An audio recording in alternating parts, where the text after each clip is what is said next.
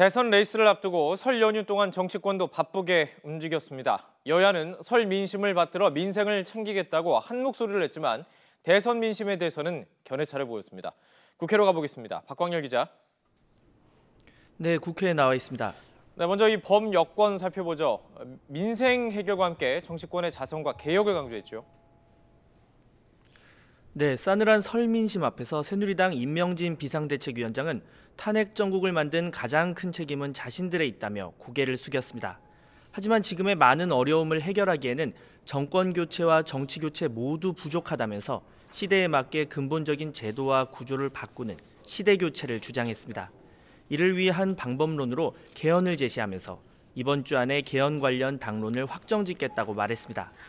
또 최근 대선 후보 여론조사 지지율이 상승세를 보이는 황교안 대통령 권한대행의 영입 가능성에 대해 민심의 변화이자 기대, 관심이라면서 긍정적인 해석을 내놓았습니다. 우리 국민들이 다시 한번 이 보수와 우리 당을 향해서 한번 대선에 나서서 책임을 한번 다시 맡아야 되는 것이 아닌가. 새누리당은 탄핵 심판에 대한 입장도 야당과는 다소 달랐는데요. 정우택 원내대표는 오늘 퇴임하는 박한철 헌법재판소장이 3월 13일 이전에 탄핵 심판 최종 결과를 내야 하는 것처럼 말한 것은 졸속 심의와 공정성 등 여러 가지 오해를 불러올 수 있다며 부적절했다고 비판했습니다.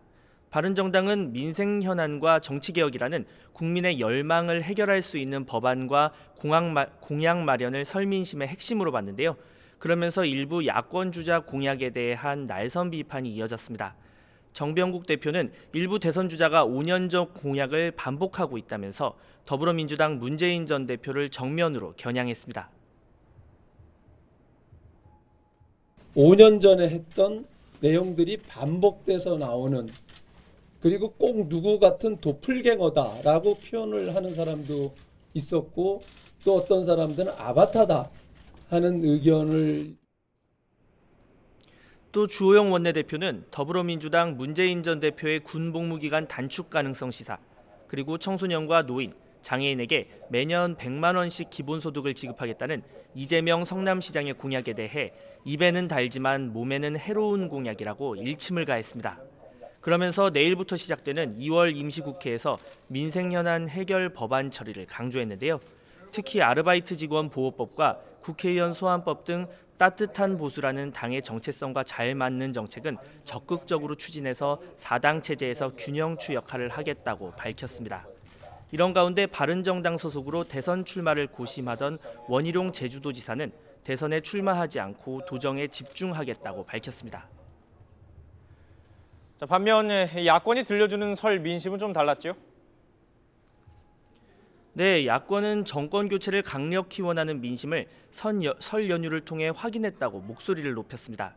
더불어민주당은 정권 교체가 이뤄질 수 있다는 게 국민 절망과 어려움을 지탱하는 신락 같은 끈이었다고 밝혔는데요. 여러 곳에서 만난 국민이 지금 이 혼란한 정국을 수습할 당은 민주당뿐이라고 밝혔다면서 설 민심은 무엇보다 정권 교체를 원했다고 강조했습니다. 이를 위해 우상호 원내대표는 2월 국회 내 개혁 입법 과제 처리에 속도를 낼 뜻을 밝혔습니다. 또 탄핵 심판에 대해서도 민심은 조속한 탄핵 심판을 바라고 있다면서 일부에서 언급된 헌법재판소장 후임 임명을 부정적으로 내다봤습니다. 후임 헌재 소장을 임명하게 되면 그분은 처음부터 다시 심리를 시작해야 됩니다. 그런 측면에서 조속히 탄핵 국면이 마무리되기를 바라는 국민의 민심과는 거리가 있는 주장이라고 볼 수 있습니다. 이런 가운데 국민의당은 기득권을 가진 민주당 역시 교체의 대상이라고 민주당에 날을 세웠습니다. 주승용 원내대표는 설 연휴간 호남 지역 민심에 대해 분명한 것은 아직 문재인 전 대표의 대세론을 말하기에는 이르다는 것이라고 밝혔습니다. 문재인 후보가 대세론을 말하기에는 너무 이르다였습니다. 아직 호남 민심은 민주당이든 국민의당이든 지지를 결정하지 않고 관망하고 있다고 느꼈습니다. 이어 국민의당이 플랫폼 정당이 돼 많은 양질의 후보들이 경쟁을 펼친다면 국민은 국민의당에 미래를 던질 것이라고 강조했습니다. 아울러 황교안 대통령 권한대행에게는 국정이 마비됐고 경제 불황이 계속되는 상황에서 황 대행이 국회에 나와 국민을 안심시키는 것 외에 중요한 것은 없다면서 황 대행이 2월 임시국회에 출석할 것을 촉구했습니다. 대선 주자들 움직임도 살펴보죠. 설 민심을 잡기 위해서 대선 주자들 활발하게 움직였죠. 네, 더불어민주당 문재인 전 대표는 오전에 언론사 기자들과 간담회를 열었는데요. 여러 강이 바다로 흘러가는 과정에서 강물이 모여 결국 바다에 함께 닿게 된다면서 지금 경쟁의 과정을 거쳐 결국은 하나가 될 것이라고 자신했습니다. 하지만 문 전 대표는 제3지대는 결국 정권 교체를 반대하는 연대 또는 정권 연장 연대에 지나지 않는다면서 대신 정권 교체라는 대의에 찬성하는 정당이나 세력과는 언제든 함께할 것이라고 강조했습니다. 이런 가운데 보수 진영 유력 대권 주자인 반기문 전 유엔 사무총장은 오늘 오후 3시 마포 캠프에서 기자간담회를 진행합니다. 입당과 창당 등을 놓고 거취 관련 발표가 나올지 벌써부터 관심이 쏠리고 있는데요. 또 반 전 총장은 내일 오전에는 새누리당 당사를 방문하기로 한 것으로 알려져 그 배경에도 이목이 집중되고 있습니다.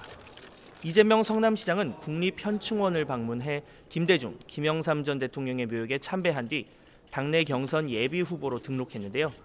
앞서 라디오 방송에 나와 경선은 될 사람을 뽑는 것이고 일반 여론조사와는 다르다면서 문재인 대세론을 뒤집는 데는 한 달이면 충분하다고 경선 승리에 자신감을 내비쳤습니다.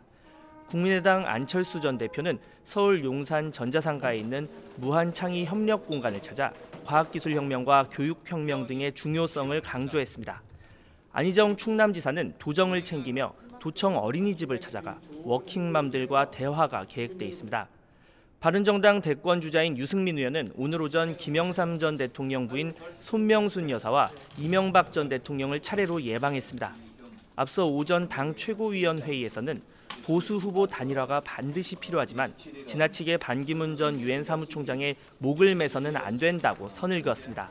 같은 당 소속 남경필 경기도지사는 당사에서 기자간담회를 열고 자신의 대선 주자로서의 경쟁력을 강조했습니다. 지금까지 국회에서 YTN 박광열입니다.